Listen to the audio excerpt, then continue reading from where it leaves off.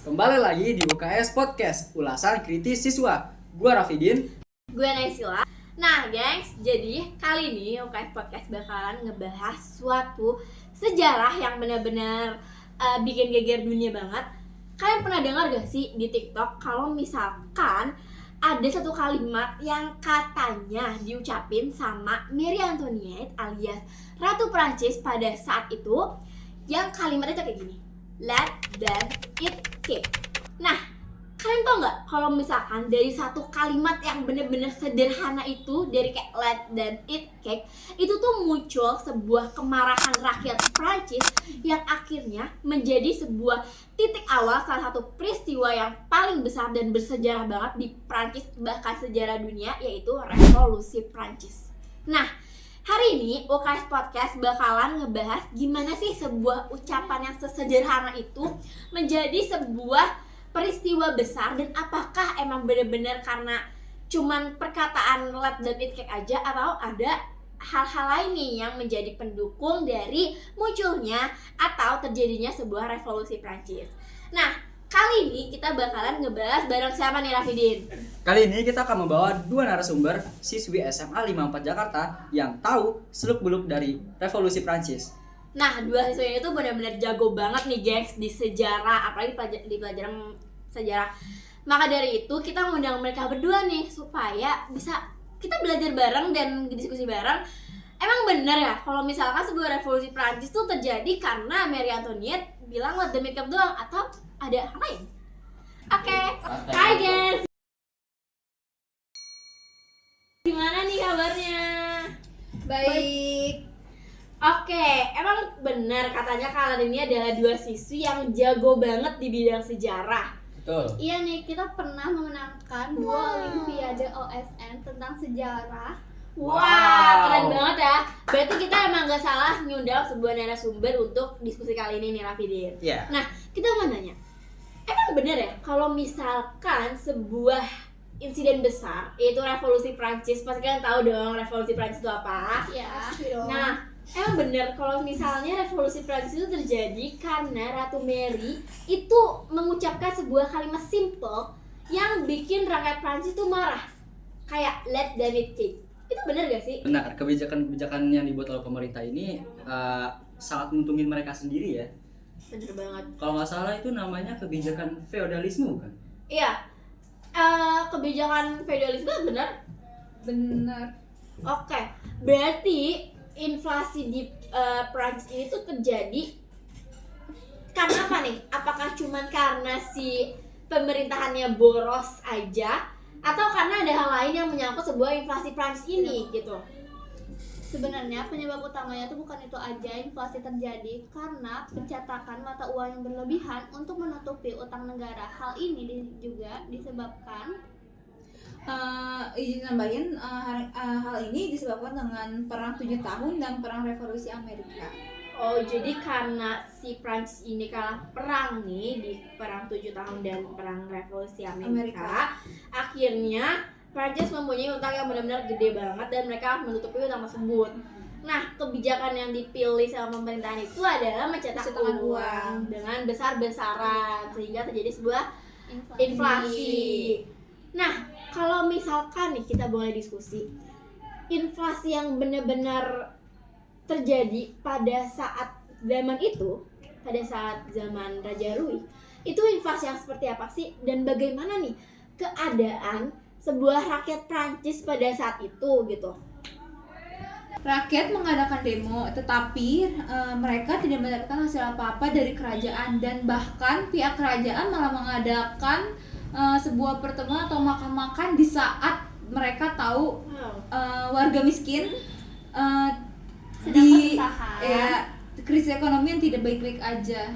Jadi pada saat rakyatnya ini lagi krisis-krisisnya nih, mati-matian dari sebuah masalah kemiskinan itu, justru pemerintahan itu malah membuat sebuah jamuan. Iya, betul. Yang bisa dibilang itu sebenarnya nggak penting-penting banget. Iya, benar banget, malah nambah anggaran ya. Wow, pantas aja. Mirip kayak sekarang ya.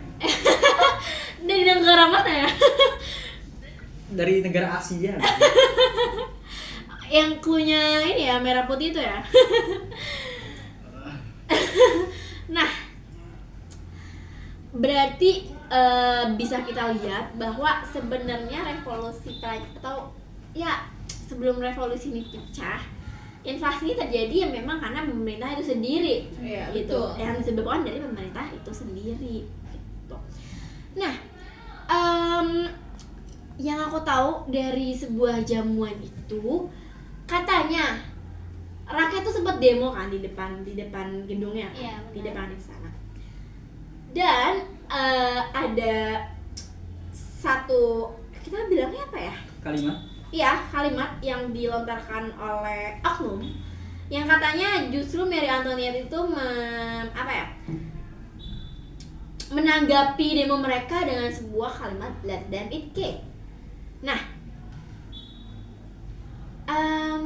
pada saat rakyat mendengar sebuah kalimat itu, emosi rakyat tuh langsung naik dan mendesak pemerintahan supaya mereka untuk tunduk atau turun. Dan dari situ terjadilah ya as we know lah ya, kalau misalkan Raja Louis dan Ratu Mary dibunuh oleh rakyat. Seperti yang kita tahu gitu dari perjamuan itu, sebenarnya rakyat kan lagi ngadain demo juga kan di depan istana mereka. Betul. Ya. Terus abis itu katanya pada saat rakyat mengadakan demo, ada satu oknum yang menyampaikan kepada rakyat nih kalau misalkan Ratu Marie Antoinette menanggapi demo rakyat dengan berbicara let them eat cake atau biarin mereka makan kue gitu. Dan rakyat menjadi emosinya tuh tinggi ya. Iya, benar banget, karena menurut rakyat itu adalah sebuah penindasan terhadap rakyat yang dimana pada saat itu rakyat tadi boro-boro kan untuk membuat roti, dimana Benar. mereka harus makan kue gitu. Benar. Nah, kalau misalkan rakyat yang tidak puas ini dengan sebuah kebijakan dan pemerintahan Raja Louis beserta antek-anteknya itu, katanya melahirkan sebuah gerakan politik ya, yang bertujuan untuk mencapai kebebasan mereka, kesetaraan dan persaudaraan yang ada di Prancis sana gitu. Kalau boleh tahu, hal ini tuh disebut dengan apa? Hal ini tuh disebut dengan liberté, legalité, égalité. Oke, berarti dengan liberté, égalité, dan satu lagi? Et frate. Oke, berarti kayak kita bisa tahu ya kalau misalkan yang jago sejarah belum tentu bisa bahasa melakukan asing. Iya, betul. Oke, Kita gak hanya apa-apa. tahu sejarahnya. Oke, berarti ini melahirkan sebuah semangat liberté, égalité, dan et fraternité nih. Iya, betul begitu bahasanya. Oke, nah Rafdin, katanya tadi lu kan penasaran nih gimana alur Ya, apa tuh lo tahu? bagaimana feodalisme ini mempengaruhi inflasi yang terjadi pada saat itu. Jadi feodalisme itu mempengaruhi inflasi pas dalam bidang ekonomi, yaitu petani ditekan dan produksi rendah, kelangkaan barang, pemerintahan cetak uang, jumlah uang naik, barang terbatas, dan bahkan bisa menjadi inflasi itu. Jadi begitu alur yang menciptakan hyperinflasi pada saat Iya itu. benar banget, berarti dari feodalisme ini kita bisa belajar kalau misalkan pada saat itu petani ditekan sehingga produktivitas dari petani itu sendiri itu rendah yang menyebabkan supply barang itu tidak terbatas ya. Betul. Oke. Nah, pada saat itu tuh pemerintah benar-benar licik banget ya, karena Iya. mereka memonopoli dan privilege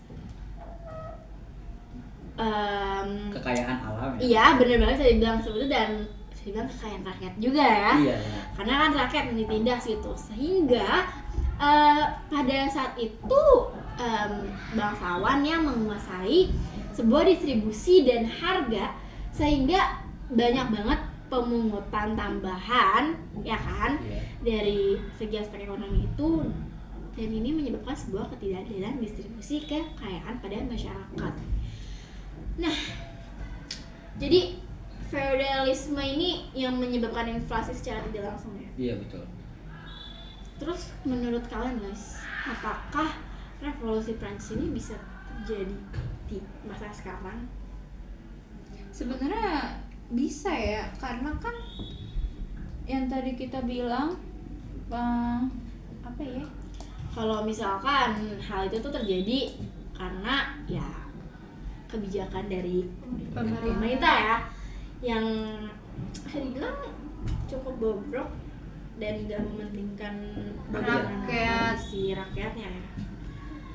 Oke, berarti diharapkan sekali bahwa sebuah inflasi besar-besaran yang bahkan bisa menjadi sejarah baru untuk dunia, yaitu revolusi Prancis, tidak terulang atau terjadi kembali di masa kini atau masa sekarang.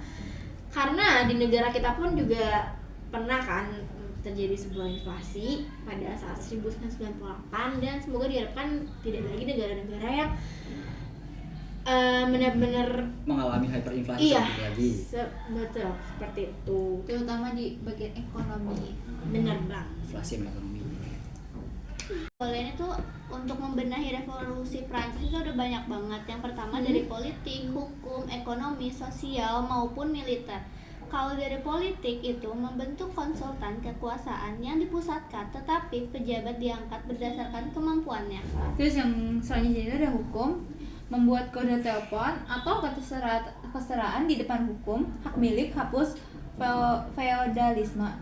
Yang selanjutnya ada ekonomi, mendirikan Bank Perancis, pajak adil, dukung industri dan perdagangan. Terus selanjutnya ada sosial, konkordat dengan gereja, didirikan sekolah negeri, karir terbuka bagi rakyat biasa. Dan yang terakhir itu ada militer, membentuk tentara nasional kuat dan memperluas wilayah Perancis. Oke, berarti kebijakan yang dikeluarkan oleh Napoleon ini justru benar-benar bijak banget ya. Karena bisa katakan untuk menjadi sebuah pemerintahan di Prancis aja mereka harus benar-benar sesuai tadi bidangnya. Oke. Selanjutnya kita mau nanya dari segi Aspek ekonomi. iya, benar banget karena sejujurnya tadi kita bahas kan inflasi kan. Oke, jadi dari segi aspek ekonomi apa tuh, Rafidin? Kan dari tadi kita ngebahas apa feodalisme. Menurut kalian, apakah feodalisme itu mempengaruhi inflasi? Iya. Nah, Oke. kalau iya, bagaimana pengaruh feodalisme dalam inflasi tersebut? Tadi yang sebelum kita jelaskan, feodalisme itu menyangkut di hukum, yaitu membuat kode telepon. Gengs, jadi segitu saja pembahasan kita ya, Ya di UKS UKS Podcast pada episode kali ini. yang membahas inflasi revolusi Prancis pada saat itu. Iya, jadi kita semua jadi tahu penyebab, dampak, serta latar belakang dari revolusi Bener Prancis. banget. Betul. Kita jadi belajar nih ya, walaupun kita masih sekolah gitu, kita Ya. tetap bisa belajar sejarah lewat UKS Podcast ini, dan kita jadi tahu kalau misalnya ternyata latar belakang dari revolusi Prancis ini banyak banget loh, bukan karena pemerintahan yang boros aja, tapi ada dari segi aspek-aspek lainnya. Nah, jadi segitu dulu untuk episode UKS Podcast pada kali ini. Sampai jumpa di episode selanjutnya dan bye-bye.